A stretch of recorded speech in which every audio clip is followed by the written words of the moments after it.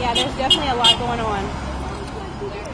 I'm gonna get up a little bit closer, so I'll be back. Yeah, you try to do better unless we have a huge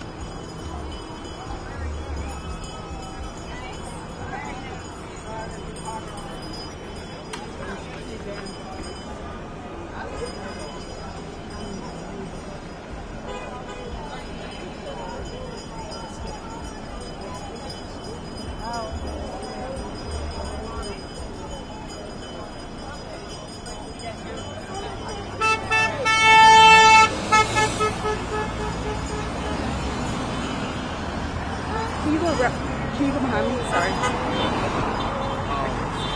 Recording?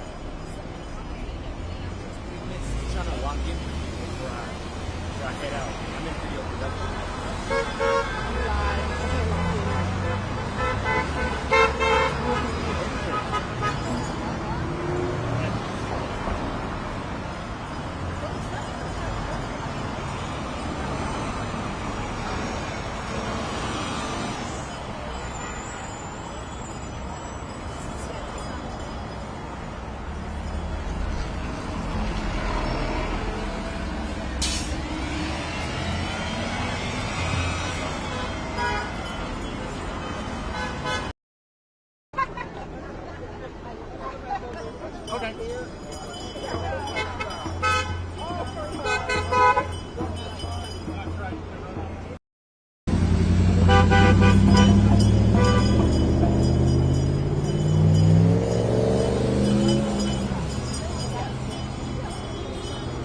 Oh, my poor ears. Waiting.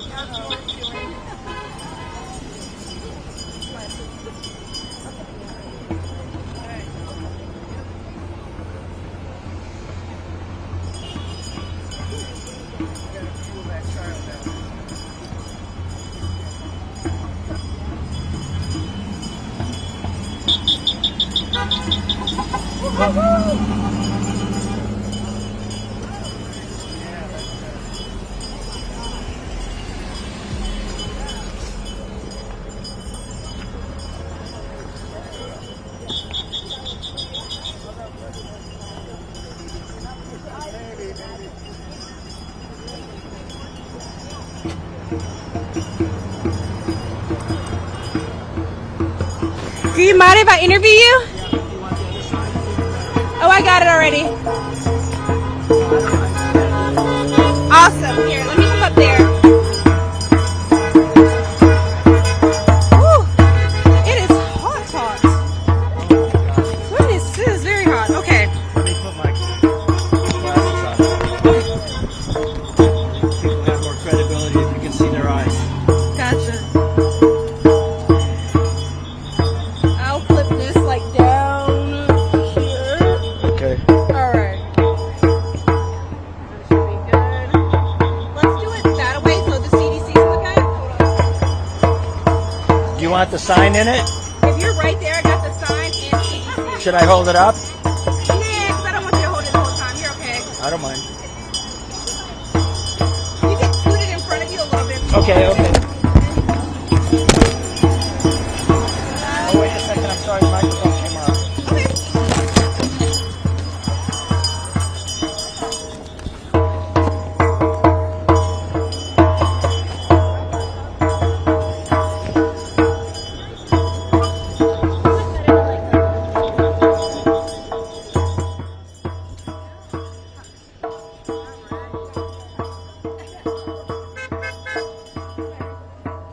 Awesome, you look great. Okay, so you're actually just going to, and I'm with Reuters, so I'm shooting this for video, and we're doing a live as well. Is that okay? Just making sure. Awesome. Okay, can you just say your first and your last name for me? My name is Peter Cegelski. Awesome. And then spell it for me? C-E-G-I-E-L like Lima, S like Sierra, K-I. Cegelski. Beautiful. And then how old are you? I'm 69. And then can I say Atlanta resident or where are you from? I'm an Atlanta resident, former CDC employee. Oh, awesome. When did you stop working at the CDC? Were you a part of the recent layoffs or how did that happen? No, I stopped at the end of 2020. Gotcha. Right before, yeah. Yeah, what made you stop working there?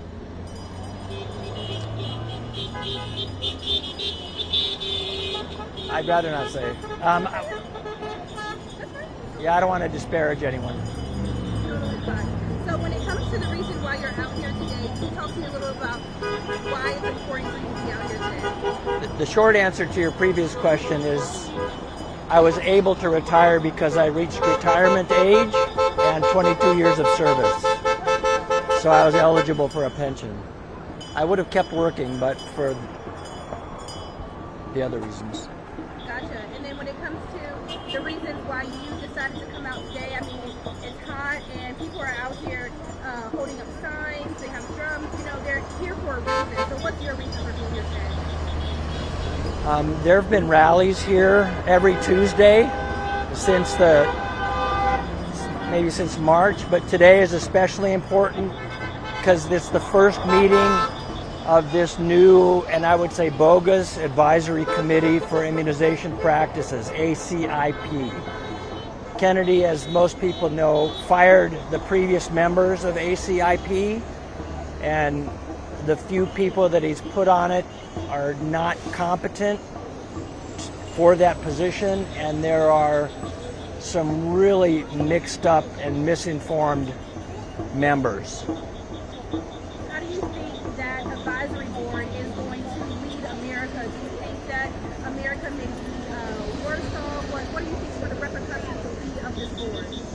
Well, chances are that this advisory board is going to change the vaccine recommendations for the worse. The vaccine recommendations that we have now are based on solid science, evidence-based, ethical science over decades. And these guys that are on there now are not, many of them are not scientists. They don't understand the science. And they're misreading the science and misinforming the public to the point that there is a volunteer group that's kind of setting up its own advisory committee to correct the recommendations that this one is likely to put out. Could the recommendations that they put out be deadly? I mean, could they? Yes, absolutely. Well, they haven't put them out yet, so I can't say what they will be. But based on the prior work of some of these individuals and their reputation, one can guess that they will cost a lot of children's lives. They are putting our children at risk for serious disease and serious and deaths. Let me give you an example. Before the vaccine became available, there were 4 million cases of chickenpox every year in the United States. I'm rounding off. After the vaccine became available, that dropped down to about 7,000 and 8,000 last year. So pretty remarkable decrease, and a lot of the vaccine stories are similar to that one. And when you were at the CDC, what was your role? What did you work on in particular? I'm an infectious disease physician. I worked mostly on tuberculosis. So a little bit on influenza, a little bit on HIV, mostly tuberculosis. Got it. Anything else you'd like to mention or add about this topic? Yeah, the public needs to mobilize because, I mean, there's a clown show running this country, and DHHS, the staff at HHS themselves are saying that RFK Jr. is a disaster. And so I know that not much can happen as long as there's a Republican majority in both houses, but I'm hoping they will get creamed in 2026. Thank you. Thank you for calling attention to this.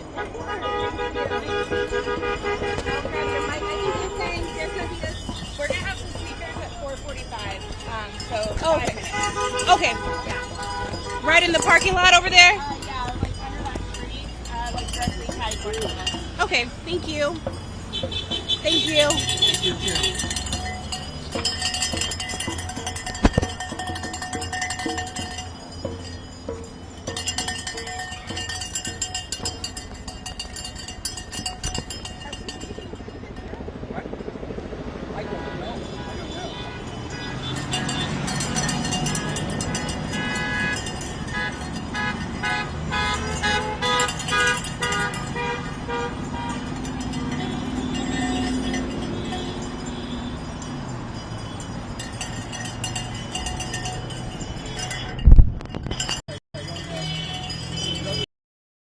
Okay.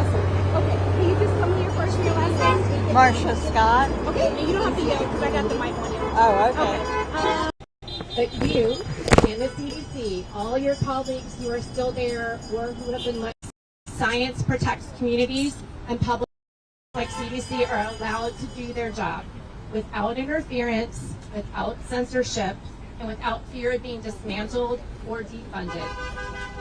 We do not need to tear the CDC down. We need to strengthen it. We need to rebuild trust through stronger science, through better communication, better community partnerships, and by empowering the professionals like all of you to speak clearly, openly, and directly to the people. We need to continue fighting for the mission of the CDC, and we must protect the soul of the CDC. The idea that science should serve the public, not politics. That public health is a right, not a luxury. And that people inside the agency must be allowed to do their work freely, transparently, and without fear.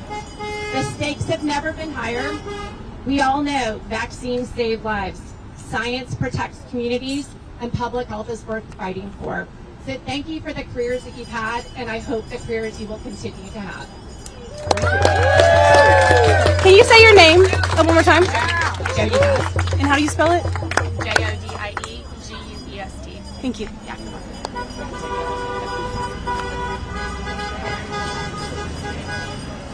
Hi, our next speaker, many of you know, Senator Elena Parent, our state senator for many of you and for me. And we're really happy to have her here. She is going to talk to us about her role here and her interest in CDC. Senator Parent. Thank you, Tony. All right, up on the stool. Good afternoon, everyone. I mean, what a tremendous outpouring. Showing up in today's heat, fighting to the ACIP is just the latest of many outrages. ACIP is just the latest of many outrages.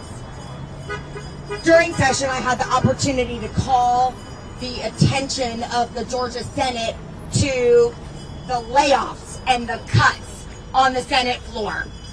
And to see all the action continuing week after week, day after day, and all the honks of all the supporters gives everyone here the energy to keep it up until our crown jewel of our public health system of global health is restored in the United States of America. So as Tony said, my name's Elena Parent, and I've had the honor of representing the CDC in the Georgia State Senate for the past 10 years. There are very few federal agencies headquartered outside Washington, D.C. This may be the only one. There may be another one that claims it, but it's always been a point of pride for me. And a point of pride for Atlanta and for Georgia. Not that you would know it right now with the silence from all of my colleagues in the state Senate, the Republicans in the state House, and Governor Kemp. All of them just keeping their mouths shut, or worse, affirming the disastrous cuts made by DOJ and the attacks on public health. We need public officials of both parties that will stand for science, for truth, and for the public servants that have dedicated their lives to keeping all of us healthy and safe. People like all of you. We are at such a precarious moment for public health. The abrupt firing by Secretary Kennedy of all 17 members of the Advisory Committee on Immunization Practices. This is the very body that has guided our nation's policies toward vaccines for over 60 years. And by the way, this is what everyone said when they said, do not confirm him. Do not confirm him as the Secretary of Health. Anyone who knew anything about public health and vaccines said, no, this guy has peddled disinformation for years. And what did they do? Fell in line behind Trump and all the rest of them and put him in, and the worst fears are now coming true with this assault on the ACIP. You know, when I was pregnant with my first child, I had conversations with both my OBGYN as well as the pediatrician that I was signing up with to take my first child to immediately after we left the hospital. And like many parents, I had questions for both of them. I'd always been a firm believer in vaccines and had no reason to believe otherwise. But you know what? You do your homework and you do your research. And when you've done your homework, done the research, and also earned your trust by dedicating their lives to these fields. And I did that, as all of you did, not just for my own children, but for everybody else's too. We see this outbreak, this measles outbreak, spreading across Texas and many other states. I think we're up to like 1,250 cases in Texas alone, with 75 hospitalizations. 6 cases in Georgia, that's right, 3 just got announced. 750 cases. Okay, let me get the numbers right, because I don't want to be accused of spreading misinformation. I think it's 1,250 in the U.S., 750 in Texas, 97 hospitalized there, 2 fatalities of unvaccinated school-aged children with no underlying health conditions, and the death of an unvaccinated adult in New Mexico. This is from a disease that was once considered eliminated in the United States of America. And this is what happens when we allow misinformation and mistrust to replace science and evidence. And when we have irresponsible public officials elected to positions or put there that stoke fear in order to try to gain and hold power by spreading lies. And it's not just on this. They stoke culture wars on everything to try to make people afraid. Because when people are afraid, they are less likely to be generous to their fellow citizens and their fellow men and women. And that has been a tactic of Trump and his cronies ever since he rode down the escalator. If you keep people resentful, shoving people in their face that are enemies or pseudo-enemies, it divides everyone and it leads to outcomes like this and so many other things that are currently devastating our country. And look, our vaccine, measles vaccine rate in DeKalb County, I received from one of the experts, is only in the 80s here in DeKalb. And that's lower than the 95% that we need to have it to ensure that it is not transmitted. So even right here with Emory, academic institutions galore, and the CDC itself, this message is sinking through. And you know what people are thinking? They're thinking, hey, I hear a lot of chatter that this might not be safe. You know what? It probably is. But you know what? If everyone else is doing it, then I don't need to. I don't need to, because everyone else will have the vaccine. Well, that's what happens. Insurance companies and the Vaccines for Children program, serving half of the children in the United States, only funds vaccines that ACIP recommends. So when ACIP is undermined, those children lose access, lives are put at risk, and there is another big tear in our public health system. We simply cannot build vaccine policy on suspicion, misinformation, or politics. It must be grounded in science, transparency, and the collective expertise of those that have entrusted their lives and careers to public health. This is not leadership out of Washington. This is sabotage. It's dangerous. We all must speak up, as you all have been, with such dedication, as Fired But Fighting has been, as the CDC alumni have been, as the indivisible groups have been, as the 50 for 51 groups have been. In these dangerous times, to fight through the noise, the fear, the lies that so many irresponsible politicians cynically seize upon, it requires sustained, coordinated, and loud pushback on every single channel that you can get your voice on. And I'm gonna tell you that includes speaking up on right-wing media of all kinds. And I'm not trying to make this partisan, but look, I'm a Democrat, and we have been, I think, fairly accused of like sitting in our bubble, not going out to rural areas, being afraid to get shouted down. That continues the one-sided information that so many people get. And whether those people decide to vote Democrat or Republican, in order to have any sort of ability to make any kind of educated decision about not just who they're going to vote for, but their health, they need to hear more than one side. All right? They need to hear more than one side. We are going to keep speaking up, spreading the word, demanding action, calling for Kennedy to reverse this disaster and put folks that actually have the experience in epidemiology and immunology and mRNA vaccines back on this critical board. We won't rest until it happens.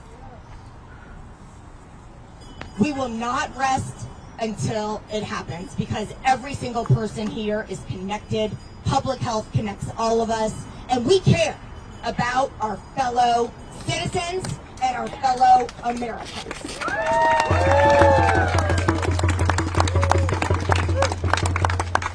Y'all here are truly doing God's work with diseases that have been stamped, eradicated, and we can't let them stop us.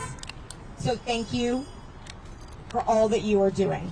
I know that this country has seen worse setbacks. It has. And with the resilience of groups like you and all the continued work that you are doing, we will turn this ship around. It's not next week. You know what? That's okay. You keep going. You keep going. Because it will happen. But not if we give up. So thank you. Very good. Thank you so much. That was really rousing and completely accurate.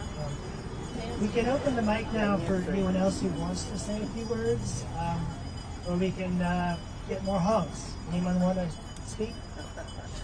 Here we go. Fire the Fighting representative. Hey y'all, you know me. I'm sorry I'm back. I know. It's tough. I'm Abby from Fire But Fighting.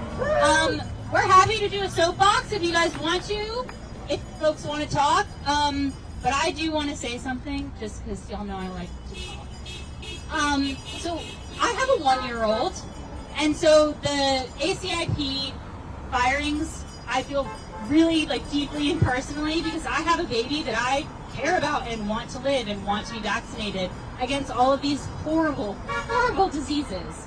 So in the name of collectivism, which I think is a lot of what Senator was talking about, I want to encourage all of you to talk to people in your networks about the importance of public health.